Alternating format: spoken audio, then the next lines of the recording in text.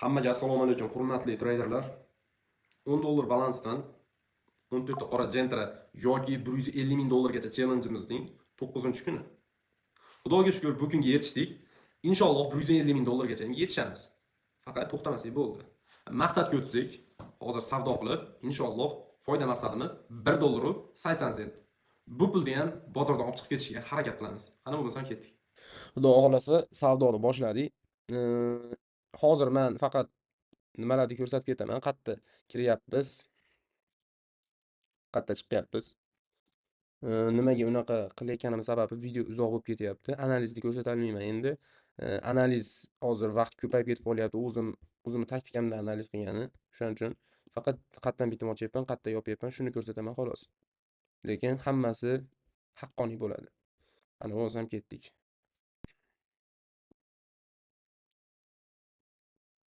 Mana ochgan bitimimiz zararga kirdi. Yaxshi stop loss qo'yib qo'ygan ekanman. Stop loss 3 ta bitim ochganman-da men. Birinchisi hozir topib beraman. Qayerdan ochdim birinchisini? Mana metdan ochdim. Mana birinchisi metda ochilingan, mana mana shu liniyada ochilingan. Mana ikkinchisi adashdim, uzr. Mana birinchisi mana shu chiqib ketayotganda ochilingan. Tushgan, tushib turib chiqib ketayotganda sell ochganman. Mana bu yerda sell deb yozib qo'yganman, sell ochganman. Mana bu yerda sell limit bor edi, sell limitda olgan. Jami bo'lib qancha bo'ldi? Jami bo'lib 13 dollar 13 dollar 45 sent. Shu 13 dollarmi?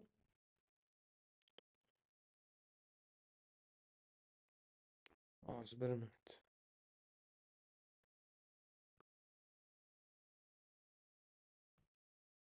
Ha, 13 dollar 45 sent zarar qilibman. Men sizlarga maslahat bermayman, hech qachon nima desa bo'ladi. Har xil joydan ko'p bitim ochmanglar. Dagon qilmanglar. Iloji boricha bitta bitim ochinglar. 50 pips, 70 pips, 200 pips, 300 pips ushlashga harakat qilinglar. O'shanda optimal yaxshi ishlash bo'ladi. Mana men hozir netto ko'p ochib olganman. Shuncha payt stop olmasdan endi stop olib mana. Qaranglar qancha uchib ketgan Bitcoin. Mayli, endi nima deymiz? Alloh peshonamizga yozgan ekan. O'zi reja bo'yicha bugun balansimiz reja bo'yicha mana men shuncha paytdan beri rejadan tashqari ko'proq ishlab kelayotgandim. Reja bo'yicha bugun nechinchi kun?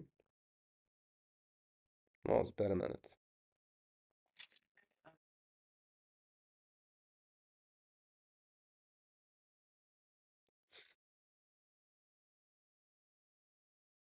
Bugun 9-kun ekan.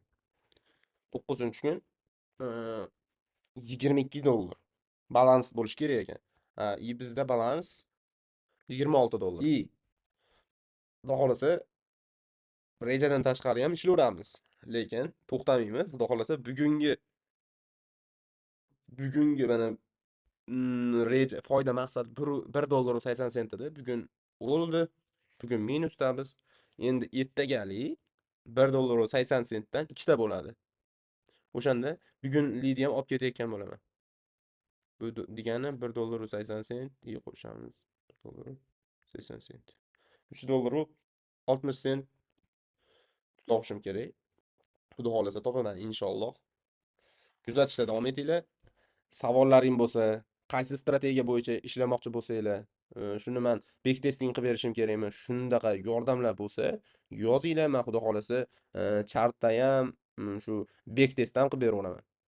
Sog' bo'linglar, salomat bo'linglar.